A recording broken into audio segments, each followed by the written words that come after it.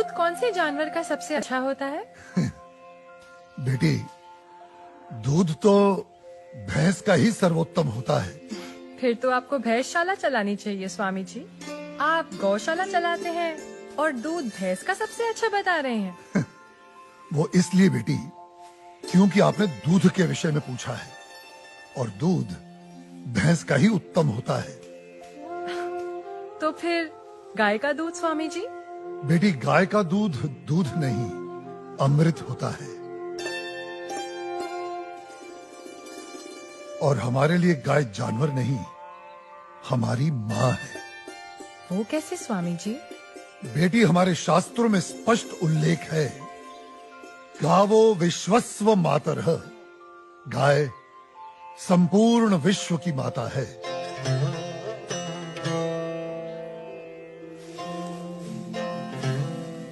बेटी, गाय ही संसार में एकमात्र ऐसा प्राणी है जिसके अंग अंग से संसार को लाभ प्राप्त होता है। गाय दया, ममता और त्याग की देवी है। गाय लोक मंगल का स्वरूप है। लोक मंगल का स्वरूप है? वो कैसे स्वामी जी? हाँ बेटी, गाय का दूध पीने से शरीर के साथ साथ मस्तिष्क का भी विकास होता है। गाय के दूध में 8 प्रकार के प्रोटीन्स, 6 प्रकार के विटामिन्स, अनेकों प्रकार के एमिनो एसिड्स और न जाने कितने प्रकार के दुर्लभ तत्व प्राप्त होते हैं। It's a complete and wholesome food. ये मानव शरीर के प्रत्येक रोगों के लिए वरदान है, इसीलिए ये अमृत है। अब तुम गौमूत्र को ही ले लो। गौमूत्र बेटी अद्भुत औषधि है, और हमारे आयुर्वेद में तो कई सारी जीवन रक्षक दवाएं गौमूत्र को केंद्रित करके ही बनाई जाती हैं। अच्छा। क्या आपको पता है, अमेरिका अपनी दवाइयां बनाने के लिए काऊ यूरिन इंडिया से ही इंपोर्ट करता है। रियली? अब आओ गोबर पर।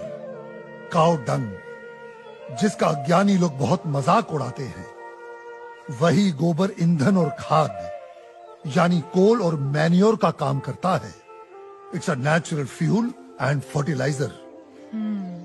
आपको पता है बेटी, गांव के कच्चे घरों की दीवारों पर गोबर लेपने से उन पर सूर्य की सख्त और विषाक्त किरणों का असर ही नहीं होता। ओह। बेटी, हमारे शास्त्रों में कहा गया है कि गाय के खुरों से उड़ी धूल यानी गोधूली अपने मस्तक पर लगाना तमाम तीर्थों में स्नान करने के बराबर है। लेकिन स्वामी जी, आपने ये गौशाला खोलकर जो बूढ़ी और दूध ना देने वाली गायों को शेल्टर दिया है, अगर कोई कसाई इन्हीं गायों को काटकर उनका मांस अगर बाजार में बेचता है, उसे तो 30-40 हजार का लाभ हो सकता है। लेकिन आपने तो इन बूढ़ी गायों को शरण देकर उसके पेट पर तो लात मार दी है। उस बेचारे का तो रोजगार छिन गया है स्वामी जी। हम कितने एहसान फरामोश हो गए हैं बेटी। चलो आज एक कैलकुलेशन करते हैं। एक गाय 20 से 25 साल जीती है।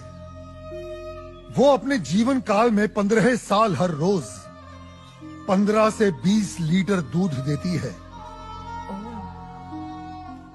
इसका मतलब एक साल में हुए तकरीबन 7,000 लीटर दूध, और 15 साल में हुए 1,05,000 लीटर दूध। अब आप अंदाजा लगा लो, 1 लीटर दूध कितने का बिकता है, और 1,05,000 लीटर दूध कितने का बिकेगा। अब तुम वैसे ही गोबर और गौमूत्र का भी गणित जोड़ लो।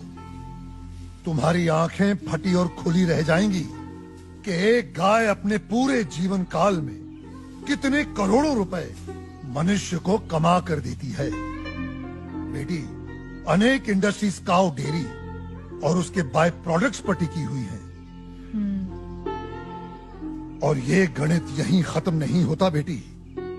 उसकी मृत्यु के उपरांत उसकी चमड़ी, उसकी अस्थियां भी काम में आती हैं। उससे भी लोग पैसे कमाते हैं।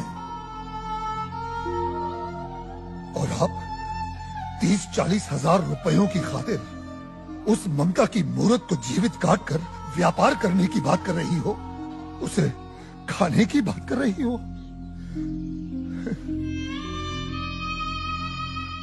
और कितना त्याग, कितना उपकार चाहिए एक प्राणी से। जिस मां ने अपने जीवन काल में हमें इतना धन दिया हो, हमारी सेवा की हो, उसके वृद्ध हो जाने पर, उसके बीमार हो जाने पर हम उसका त्याग कर दें, उसे अबैंडन कर दें। धिक्कार है ऐसी सोच को। बेटी अपनी मां के वृद्ध हो जाने पर उसे बेचा नहीं जाता, उसे काटा नहीं जाता, उसकी सेवा की जाती है। मैं आपकी बात से सहमत हूँ स्वामी जी, लेकिन आपका पॉइंट ऑफ व्यू प्रेजुडिस भी तो हो सकता है, क्योंकि आप एक हिंदू हैं। ओ मैडम जी, आप बिल्कुल गलत बोल रही हैं। मैं एक मुसलमान हूँ और मेरा नाम इस्लाम मुन्ना शेख है और मैं इस आश्रम का ग्वाला हूँ। और हमारे कुरान पाक में कहीं भी गाय के गोश्त को खाना नहीं लिखा है। हम हिंदुस्तान में रहते हैं। अगर गाय हिंदुओं की माँ है तो गाय हमारी भी माँ है। तो इसका मतलब आप भी गौ हत्या के खिलाफ हैं? 100%। हम हिंदुस्तान में गौ हत्या नहीं होने देंगे।